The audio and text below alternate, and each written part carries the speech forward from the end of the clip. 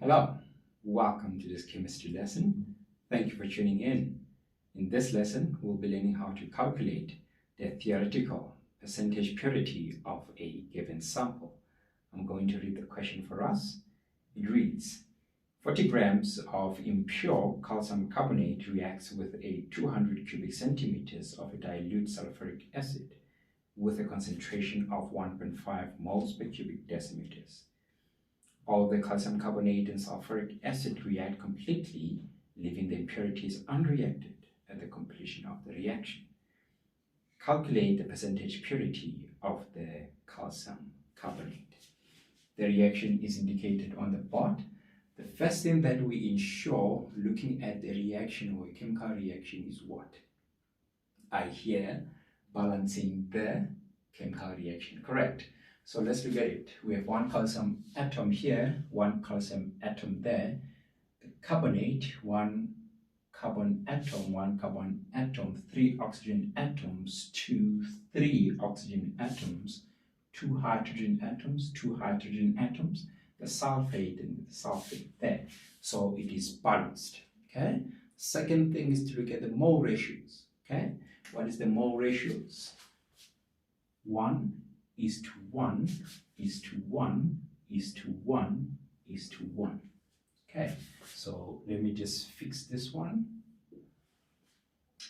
Remember, mole ratios come from the stoichiometric coefficients that are determined by how the chemical reaction is balanced. So in this case, we can see that it is balanced and the mole ratios is 1 is to 1 is to 1 is to 1. Right, is to 1. So that is what we have, meaning that whatever amount we have here in terms of moles will be equal to that amount and will produce this amount and that amount and that amount. In other words, equivalent amounts, because the ratio is 1 is to 1. Okay. Now the question is asking us calculate the percentage purity of the calcium carbonate sample that is given. We're given 40 grams of the calcium carbonate. We are also reacting that with the sulfuric acid at a concentration of 1.5 moles per cubic decimeters in a volume of 200 cubic centimeters. And clearly, we can see that the units are not the same. We'll need to convert this to cubic decimeters. How? By dividing by 1,000 and get it to 0.2 cubic decimeters. And this is what we use in the stoichiometric calculations that we're about to perform. Okay. So let us just visualize the question itself. The sample that we are talking about, I'm going to use a block to represent it. Okay, so part of this block, that's where we find the impurities, or it is the part that is impure. The other part is the pure calcium carbonate, which reacted with the sulfuric acid completely, leaving these impurities behind. Okay, what are examples of impurities? Examples of impurities can include what?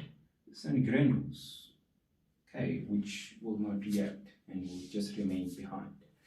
Okay, so let us start the process of the calculation. We just have the mass. But having concentration and volume of the acid, can we get the number of moles and then use the mole ratio relationship that we see here to get to the moles of calcium carbonate? Having the molar mass of calcium carbonate, can we get the mass that reacted with this sulfuric acid? Yes. And can we get that mass relative to this one to give us the percentage purity? Yes, and that's the roadmap. Okay. So let's start.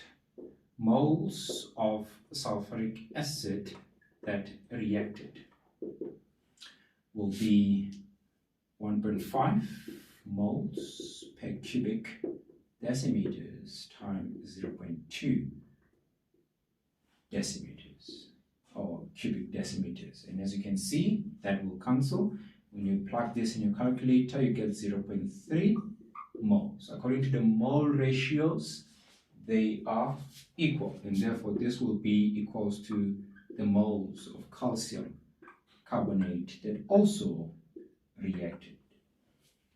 Okay, so now what do we need? We need the molar mass, and we can use the periodic table to give us the molar mass. Okay, so the molar mass of calcium carbonate, this one for calcium it's 40, and then carbonate, not carbonate, for carbon it's 12, and then for oxygen it's 16, but it's 3 atoms of oxygen, so it's 3 times 16. Okay, and plug that in your calculator. You just do basic arithmetic here. You get 100 grams per mole. Okay, now can we get the mass of the calcium carbonate that reacted? Yes.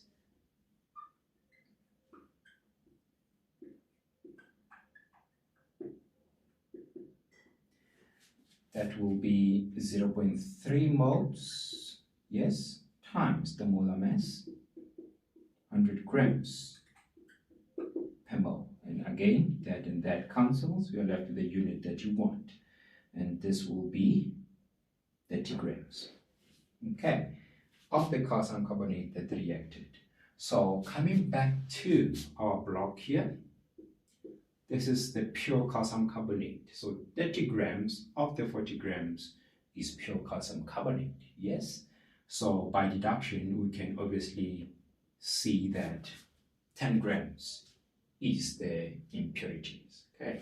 So moving to the end of the solution, percentage purity, what do we need? The mass of the pure sample over the mass of impure sample. And we multiply this ratio or this fraction by 100. Okay, so we have 30 over 40 times 100, giving us 75%. Okay, so I'm going to ask you, what is the percentage of the impurities in the sample? Clearly it's 25%. So this brings us to the end of this lesson, talking about calculating theoretical percentage purity of a given sample. In this case, it was the sample of calcium carbonate. All right.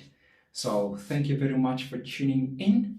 Continue watching the lessons, and I'll see you next time in the next video about something more interesting, something more challenging perhaps, and we'll have fun there as well. Keep well, solo.